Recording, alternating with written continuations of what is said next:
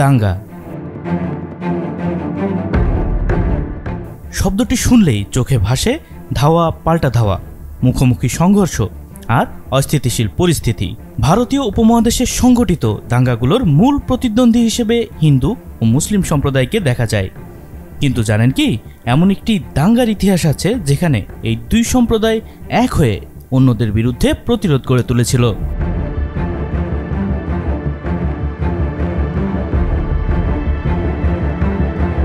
ভারতীয় উপমহাদেশে তখন দ্রোহের আগুন জ্বলছে। মহাত্মা গান্ধী ও ভারতীয় জাতীয় কংগ্রেসের নেতৃত্বে ব্যাপক বিক্ষোভ গড়ে উঠেছে। ক্রমবর্ধমান অস্থিরতার এই সময়ে মহাত্মা গান্ধী অসহযোগ আন্দোলনের ডাক দেন। ধীরে ধীরে পরিস্থিতি ইংরেজদের নিয়ন্ত্রণের বাইরে চলে যাচ্ছিল। এই আন্দোলনের জোর কমাতে ও ব্রিটিশ রাজের প্রতি ভক্তি বাড়ানোর উদ্দেশ্যে প্রিন্স অফ ওয়েলস, যিনি পরবর্তীতে রাজা অষ্টম এডওয়ার্ড নামে পরিচিত হন, ভারত সফরের সিদ্ধান্ত নেন। তার আশা ছিল ভারত সফরে রাজভক্তির জোয়ার বইবে, গান্ধীর আন্দোলনও নিস্তেজ হয়ে যাবে। কিন্তু বিধি বাম। 1921 সালের নভেম্বরে যুবরাজ ভারতে পা রাখার পরেই দাঙ্গার সূত্রপাত হয়। 17 নভেম্বর বোম্বের উল্লেখযোগ্য সংখ্যক বাসিন্দা, যাদের মধ্যে বেশিরভাগই ছিল পার্সি, ইহুদি ও অ্যাংলো ইন্ডিয়ান, হরতাল উপেক্ষা করে প্রিন্স অফ ওয়েলসকে স্বাগত জানাতে রাস্তায় নেমে পড়েন। আয়োজন করেন সাংস্কৃতিক অনুষ্ঠানেরও।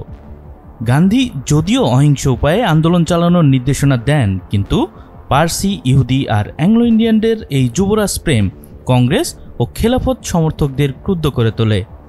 ফলে কংগ্রেস সমর্থক হিন্দু মুসলিম এক হয়ে এক ভয়াবহ প্রতিরোধ গড়ে তোলেন।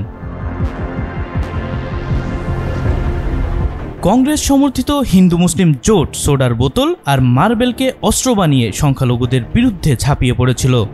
হামলার শিকার হয়েছিল পার্সি মালিকানাধীন বিভিন্ন মদের দোকান। পাথর ছুঁড়ে জ্বালিয়ে দেওয়ার হুমকি দিয়ে বন্ধ রাখা হয় দোকানগুলো। তবে শুধু পার্সি আর অ্যাংলো ইন্ডিয়ানরাই মার খেয়েছে, ব্যাপারটা এমন নয়। অনেকেই বাঁশের লাঠি, বন্দুক হাতে রাস্তায় নেমে গান্ধী সমর্থকদের উপর ঝাঁপিয়ে পড়ে। সবচেয়ে বেশি বিপদে ছিল কংগ্রেস সমর্থক পার্সি ও খ্রিস্টানরা। তারা উভয় পক্ষের আক্রমণের শিকার হয়েছিল। সহিংসতা বন্ধের তড়িৎ পদক্ষেপ নিয়েছিলেন গান্ধী। শান্তি প্রতিষ্ঠায় সব সম্প্রদায়ের নেতাদের একত্রিত করেছিলেন তিনি। গান্ধী তার হিন্দু মুসলিম একতা স্লোগান বদলে ফেলে তুললেন হিন্দু, মুসলিম, শিখ, পার্সি, খ্রিস্টান, ইহুদি একতার কথা। খুব একটা জনপ্রিয় না হলেও এই স্লোগানে কাজ হয়েছিল।